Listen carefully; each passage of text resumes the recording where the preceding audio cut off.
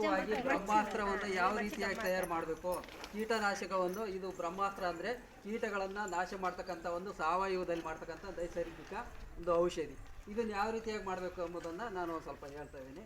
ಸ್ಥಳೀಯವಾಗಿ ಸಿಗ್ತಕ್ಕಂಥ ಒಂದು 5 ಬಗೆಯ ಈ ಕೀಟನಾಶಕ ಎಲೆಗಳು ಅಂದರೆ ಬೇವಿನ ಎಲೆ, ಆಮೇಲೆ ಪಪ್ಪಾಯಿ ಎಲೆ, ಆಮೇಲೆ ಅಕ್ಕಿ ಎಲೆ, ಈ ರೀತಿಯಾಗಿ ಒಂದು 5 ರೀತಿಯ ಎಲೆನ ನಾವು ಶೇಖರಣೆ ಮಾಡ್ತೀವಿ.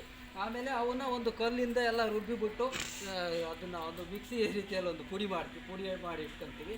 ಆಮೇಲೆ ಕಚ್ಚಾ ವಸ್ತುಗಳ ಜೊತೆಗೆ ಒಂದು 20 ಲೀಟ್ರ್ ಗೋಮೂತ್ರವನ್ನು ಸೇರಿಸ್ತೀವಿ.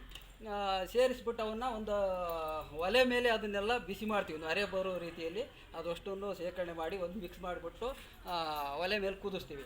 ಆಮೇಲೆ ಕುದಿಸಿದ ಒಂದು 2-3 ಗಂಟೆ ಅದನ್ನು ಸ್ವಲ್ಪ ಆರೋದಕ್ಕೆ ಬಿಡ್ತೀವಿ. ಒಂದು 2 ದಿವಸ 3 ದಿವಸ ಅದನ್ನು ಬಿಟ್ಟಾದಮೇಲೆ ಹತ್ತಿ ಬಟ್ಟೆಯಿಂದ ಅದನ್ನು ಸೋಸಿಸ್ತೀವಿ.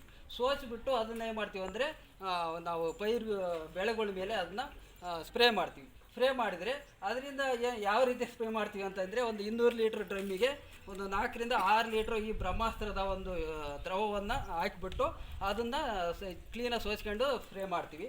ಇದರಿಂದ ಏನೇನು ಉಪಯೋಗ ಆಗುತ್ತೆ ಅಂತಂದರೆ, ನಮಗೆ ಕಾಯಿ ಕೊರತ ಅಂದರೆ ಈಗ ಟೊಮೆಟೊ, ಅದಕ್ಕೆ ಕಾಯಿ ಕೊರತ ಈ ರೀತಿಯಾಗಿ ಒಂದು ಹುಳುಬಾಧೆ ಕಾಣುತ್ತೆ. ಆಮೇಲೆ ಕಾಂಡ ಕೊರೆತ ಹುಳುಗಳು ಬರ್ತವೆ.